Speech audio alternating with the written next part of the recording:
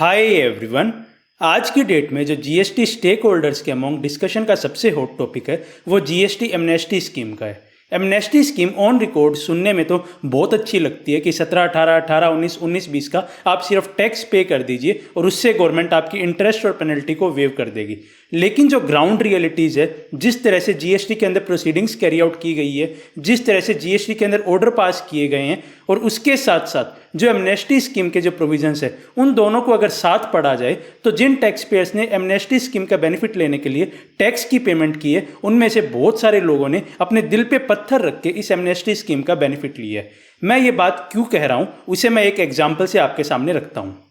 मान लीजिए किसी टैक्स पेयर को एक नोटिस रिसीव हुआ जिसके अंदर इन टोटल 3 मैटर्स जो डिपार्टमेंट है उनकी तरफ से उठाया गया। पहला मैटर, दूसरा मैटर और तीसरा मैटर। मान लीजिए पहले मैटर से जो टैक्स पेयर है वो एग्री कर रहा था कि हाँ मेरी ये कोई गलती हो गई जिसके अकॉर्डिंग मैं अपना टैक्स पे करना चाहता हूँ और एमनेस्टी का बेनिफिट लेते हुए इंटरेस्ट और पेनल्टी में अपनी माफ़ करवाना चाहता हूँ। 2 मैटर्स ऐसे थे, दूसरा और तीसरा, जिससे जो टैक्स पेयर है वो एग्री नहीं करता। उसे लगता है कि ये मैटर गलत है, मैं इनके ऊपर एक्चुअली टैक्स पे करने के लिए भी लायबल नहीं हूँ, इंटरेस्ट पेनल्टी की तो बात छोड़िए। तो उसके लिए वो एक प्रॉपर रिप्लाई अपने नोटिस के अंदर देता है और उस नोटिस के बाद वो अपना एक प्रॉपर रिप्लाई देने के बाद जो डिपार्टमेंट के ऑफिसर्स है वो उस रिप्लाई को कंसिडर ही नहीं करते हैं, उसे प्रॉपरली कंसिडर नहीं करते हुए उसके अगेंस्ट में ऑर्डर पास कर देते हैं और इन तीनों मैटर्स के ऊपर डिमांड कन्फर्म कर देते हैं। अब इस तरह की प्रोसीडिंग में ऐसा नहीं है कि अपने मन से बना रहा हूं, इस तरह की बहुत सारी प्रोसीडिंग्स पैन इंडिया हुई है जिसके अंदर जो टैक्स पेयर्स के जेन्युइन रिप्लाई है, जो एविडेंस सबमिट किए गए हैं, उन सबको कंसीडर किए बगैर ही ऑर्डर्स पास किए गए हैं। उन्हें प्रॉपरली कंसीडर नहीं किया गया,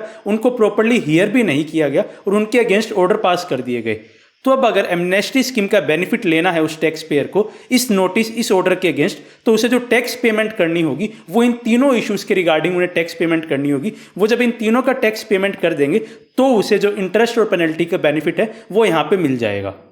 दूसरा केस आप देखिए, जैसे मान लीजिए आपको 100 रुपये का कोई नोटिस रिसीव हो गया और मान लीजिए वो कोई आईटीसी का केस था लेट सपोज, और आपको लगता है कि 50 रुपये का ओनली हमें वो नोटिस मिलना चाहिए था, जो बाकी बचे हुए 50 रुपये उसके रिगार्डिंग मेरे पास एडिक्वेट डॉक्यूमेंट्स है, मैं मेरा आईटीसी सही है, उसे सब्सटेंशिएट कर सकता हूँ कि मेरे को एक्चुअली 50 रुपये का ये आईटीसी रिवर्सल बन रहा था, 100 रुपये का मेरा एक्चुअली आईटीसी रिवर्सल नहीं बन रहा था। आपने प्रॉपर रिप्लाई दिए, अपने एविडेंसेस फर्निश कर दिए, लेकिन उसके बाद भी जो अथॉरिटीज़ है उन्हें कंसिडर ही नहीं किया, आपके एविडेंस को ही कंसिडर नहीं किया और उसको बिना कंसिडर किए हुए आपके अगेंस्ट ऑर्डर पास कर दिया और 100 रुपए की पूरी डिमांड कंफर्म कर दी। अब आपको ऐसे केस के अंदर भी अगर एमनेस्टी स्कीम का बेनिफिट लेना है तो 100 रुपए की पूरी आपको टैक्स डिमांड की पेमेंट करनी होगी, फिर उसके बाद आपको इंटरेस्ट और पेनल्टी का वेवर मिल पाएगा। तो अब ऐसे केस के अंदर क्या हो रहा था, जहां पे टैक्स पेयर को लगता है कि वो एक्चुअली कोई टैक्स पे करने के लिए लायबल ही नहीं है, जिन मैटर्स के अंदर वो टैक्स पे करने के लिए बिल्कुल भी लायबल नहीं है, क्लियर कट उसका केस वो जीत रहा है, फिर भी ऑफिसर्स ने उन चीजों को कंसिडर नहीं किया, उन रिप्लाईज को कंसिडर नहीं किया,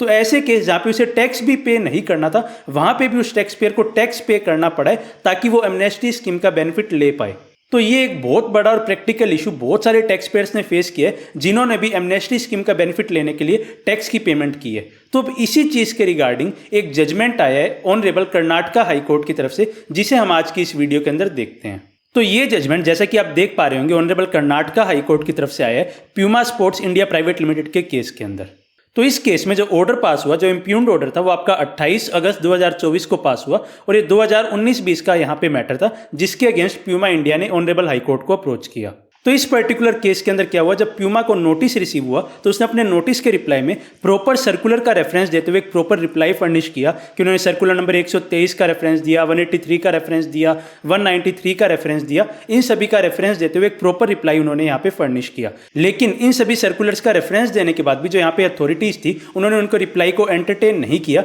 और उनके अगेंस्ट ऑर्डर पास कर दिया, ये कहते हुए कि जो भी डॉक्यूमेंट्स, रेलिवेंट डॉक्यूमेंट्स, वो यहाँ पे प्रोड्यूस नहीं किए गए। तो इसके रिगार्डिंग प्यूमा इंडिया ने ऑनरेबल कोर्ट के सामने बात रखी कि ये सब डॉक्यूमेंट्स हम अथॉरिटीज के सामने अभी भी प्रोड्यूस कर सकते हैं अगर हमें अपॉर्चुनिटी दी जाए तो। इसके बाद इस जजमेंट में जिस चीज का आपको स्पेशल ध्यान देना वो आपका यहाँ पे पैरा 4.1 के अंदर बात कवर की जा रही है, जिसके अंदर जो लर्नर्ड काउंसिल है पेटिशनर की तरफ से, उन्होंने कोर्ट के सामने क्या बात रखी, उन्होंने उनका अटेंशन इन्वाइट किया सेक्शन 128A की तरफ, जो एमनेस्टी स्कीम जीएसटी के अंदर आई है उस तरफ उनका ध्यान आकर्षित किया और उन्होंने ये बात कही कि एक बार जो रिस्पोंडेंट नंबर 4 है, मतलब जो डिपार्टमेंट है बेसिकली वो एक बार क्वांटिफाई कर दे कि एक्चुअल टैक्स पेबल कितना है, एक्चुअली उन्हें कितना टैक्स पे करने की लायबिलिटी थी प्यूमा के ऊपर, एक्चुअली कितना टैक्स पे उन्हें करना था, जो उनके रिप्लाई को कंसीडर नहीं किया गया, जो सिर्फ डॉक्यूमेंट्स ना देने के बेसिस पे उनके अगेंस्ट ऑर्डर पास कर दिया गया, उन सब चीज़ों को साइड में रखते हुए जब वो डॉक्यूमेंट सबमिट कर देंगे, अपने क्लेम को सब्सटेंशिएट कर देंगे, उसके बाद जो उनका एक्चुअल टैक्स पेबल कितना बनेगा उसके बेसिस पे वो अपनी ये जो एमनेस्टी स्कीम है 128A की वो फाइल करना चाह रहे हैं। और उसके बाद ही पेटिशनर एंटाइटल होगा एक एप्लीकेशन फाइल करने के लिए जो बेनिफिट एमनेस्टी स्कीम का वो यहाँ पे अवेल करने के लिए। तो अभी हमने जो केसेस देखे कि 3 केसेस थे आपके सामने, उसमें से 2 से आप एग्री नहीं करते थे लेकिन फिर भी आपके अगेंस्ट ऑर्डर पास हो गए, या 100 रुपये में से आप 50 रुपये आपको लगता था कि मेरे अगेंस्ट सही में बन रहा है, फिर भी 100 रुपये का आपके अगेंस्ट ऑर्डर पास हो गया। तो ऐसा ही कुछ केस प्यूमा इंडिया के साथ हुआ कि उनके जो रिप्लाई में चीज़ें उन्होंने लिखी वो कंसिडर नहीं की गई, या किसी एक पॉइंट पर उनके अगेंस्ट ऑर्डर पास हो गया, उन्होंने डायरेक्टली उस पूरी चीज़ के ऊपर टैक्स पे करने की जगह, ऑर्डर में जितनी अमाउंट थी उसके ऊपर टैक्स पे करने की जगह वो ऑनरेबल कोर्ट के पास गए, उन्होंने कहा कि हमारी जो लायबिलिटी एक्चुअली टैक्स की बन रही है वो आप निकलवाएं अथॉरिटीज से। जब वो निकल के आ जाएगी उसके बाद हम जो एमनेस्टी स्कीम है सेक्शन 128A का बेनिफिट यहां पे लेंगे। तो क्या इस चीज का बेनिफिट ऑनरेबल कोर्ट ने प्यूमा इंडिया को दिया, हम देखते हैं इस जजमेंट के अंदर आगे। इसके बाद जो ऑनरेबल कोर्ट है जो रेलिवेंट डॉक्यूमेंट्स रखे गए कोर्ट के सामने उन्हें देखती है और ये बात कहते हैं कि जो क्लेम या कंटेंशन है पेटिशनर का वो सिर्फ इस चीज़ से रिजेक्ट कर दिया गया, सिर्फ इस सोल ग्राउंड के ऊपर रिजेक्ट कर दिया गया कि पेटिशनर ने रेलिवेंट डॉक्यूमेंट्स प्रोड्यूस नहीं किए अथॉरिटीज़ के सामने। और देते हैं कि पेज नंबर 45 पैरा 30 के अंदर ये सब चीज़ें साफ साफ देखी जा सकती है, जहाँ पे रिस्पोंडेंट नंबर 4 के अंदर इस चीज़ को कंक्लूड यहाँ पे किया है कि इनवॉइसेज, डेबिट नोट एक्सेट्रा वगैरह फर्निश नहीं किए गए थे पेटिशनर के द्वारा। इसके बाद ऑनरेबल कोर्ट ये बात कहती है कि जो पेटिशनर है उनकी सिर्फ एक ही रिक्वेस्ट है कि हमें एक और अपॉर्चुनिटी दे दी जाए जिसके अंदर हम जो भी ये चीज़ें हैं, इनवॉइसेज, डेबिट नोट एक्सेट्रा, सिर्फ इसके बेसिस पे हमारा क्लेम रिजेक्ट किया जा रहा है तो ये सब डॉक्यूमेंट्स हम दे देंगे और हमारा क्लेम सिर्फ इनके बेसिस पे रिजेक्ट नहीं होना चाहिए, हमें एक अपॉर्चुनिटी और दे दी जाए जो रेस्पोंडेंट्स है, जो डिपार्टमेंट है, उनके सामने अपने क्लेम को सब्सटेंशिएट करने की। तो इसके बाद ऑनरेबल कोर्ट ये बात कहती है कि मैं जो राइवल कंटेंशंस है, मतलब जो डिपार्टमेंट की तरफ से आर्ग्यूमेंट्स है, उन्हें देखे बिना ही मैं ये चीज़ सही मान रही हूँ कि हमें एक अपॉर्चुनिटी और देनी चाहिए जहाँ पे रिस्पोंडेंट्स के सामने जो टैक्स पेयर है वो अपने डॉक्यूमेंट्स यहाँ पे रख पाए कि किन के बेसिस पे वो अपना क्लेम सब्सटेंशिएट कर पाएंगे। तो बेसिकली ऑनरेबल कोर्ट ने यहाँ पे प्यूमा इंडिया को अपॉर्चुनिटी दी कि वो रिस्पोंडेंट्स के सामने जो डॉक्यूमेंट्स है उन्हें फर्निश करके जो उनका ओरिजिनल ऑर्डर में जो अमाउंट थी उसे कम करवा पाए, अपने आईटीसी को सब्सटेंशिएट करवा पाए। और जब एक बार उनका ऑर्डर की अमाउंट कम हो जाएगी उसके बाद वो सेक्शन 128A का बेनिफिट लेने जाए। तो उसके बाद ऑनरेबल कोर्ट ने पैरा 7 के अंदर यहाँ पे क्या कहा, in so far as submissions made on behalf of petitioner, कि पेटिशनर की तरफ से जो यहाँ पे आर्ग्यूमेंट्स रखे गए, सबमिशंस रखे गए जो एमनेस्टी स्कीम का बेनिफिट लेने के रिगार्डिंग, कि एमनेस्टी स्कीम का बेनिफिट एक बार जो आगे वाला ऑर्डर जो उनके क्लेम को सब्सटेंशिएट करने के बाद जो ऑर्डर आएगा वो आने के बाद वो बेनिफिट लेना चाहते हैं सेक्शन 128A एमनेस्टी स्कीम का। तो इसके रिगार्डिंग कोर्ट ने कहा कि इमीडिएटली जैसे ही respondent number 4 appropriate order pass कर दे, जो ऊपर चीजें कोर्ट ने यहाँ पे कही, डॉक्यूमेंट्स देखो, उन सबको देखने के बाद एक एप्रोप्रिएट ऑर्डर पास कर दे, पेटिशनर उसके बाद एंटाइटल होगा एक एप्लीकेशन करने के लिए सेक्शन 128A का एमनेस्टी स्कीम का बेनिफिट लेने के लिए। तो बेसिकली यहाँ पे जो प्यूमा इंडिया है उन्हें जो लगता था कि ये मेरा टैक्स पेबल एक्चुअली बन ही नहीं रहा, तो उन्होंने सबसे पहले तो उस टैक्स पेबल को कम करवाने की बात ऑनरेबल कोर्ट के सामने कही, और उसके बाद जब वो टैक्स पेबल की अमाउंट कम हो जाएगी उसके बाद वो एमनेस्टी स्कीम का बेनिफिट लेने की भी यहाँ पे बात प्यूमा इंडिया ने कोर्ट के सामने रखी। तो बेसिकली उन्हें जो एक्चुअली उनका टैक्स पेबल बन रहा था सिर्फ उसके लिए उन्होंने एमनेस्टी स्कीम का बेनिफिट लिया, उसका वो टैक्स पे करेंगे और उसके कोरस्पॉन्डिंग इंटरेस्ट और पेनल्टी की यहाँ पे वो वेवर ले लेंगे। उन्होंने कोई भी ऐसा एक्स्ट्रा टैक्स पे करने के लिए एग्री नहीं किया जो वो एक्चुअली पे करने के लिए लायबल नहीं है, सिर्फ एमनेस्टी स्कीम का बेनिफिट लेने के लिए। और इस चीज से कोर्ट ने भी एग्री किया, उनके इस आर्गुमेंट से कोर्ट ने भी एग्री किया कि एक बार जब वो टैक्स की अमाउंट रिड्यूस हो जाएगी, जो आईटीसी रिवर्सल की अमाउंट है वो रिड्यूस हो जाएगी, उसके बाद आप एमनेस्टी स्कीम का बेनिफिट लेने जाइए। तो इसके बाद ऑनरेबल कोर्ट ने जो ओरिजिनल ऑर्डर यहाँ पे था उसे सेट असाइड कर दिया और मैटर को अथॉरिटीज़ के सामने, जो रिस्पोंडेंट था, डिपार्टमेंट था, उनके सामने रिमांड बैक कर दिया कि इस मैटर को आप दोबारा कंसीडर कीजिए, क्लेम को दोबारा सब्सटेंशिएट कीजिए, और उसके बाद जब ऑर्डर आ जाएगा उसके बाद वो एमनेस्टी स्कीम की एप्लीकेशन यहाँ पे फाइल करेंगे सेक्शन 128A में। तो ये जजमेंट बेसिकली उन सभी टैक्स पेयर्स के लिए बेनिफिशियल हो सकता है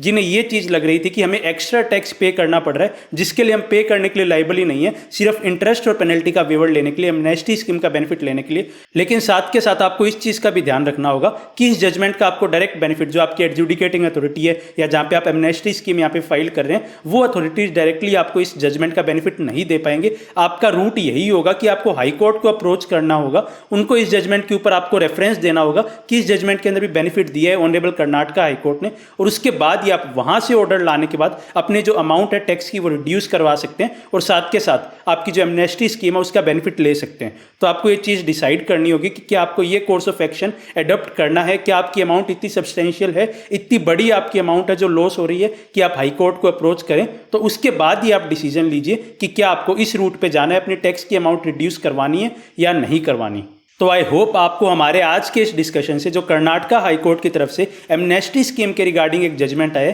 जिसके रिगार्डिंग कुछ टैक्स पेयर यहाँ पे बेनिफिट ले सकते हैं, उसके रिगार्डिंग एक कंप्लीट क्लैरिटी मिली होगी। एंड आई ऑल्सो होप ये वीडियो आपके लिए हेल्पफुल रही होगी। So finally thanks for watching and stay tuned.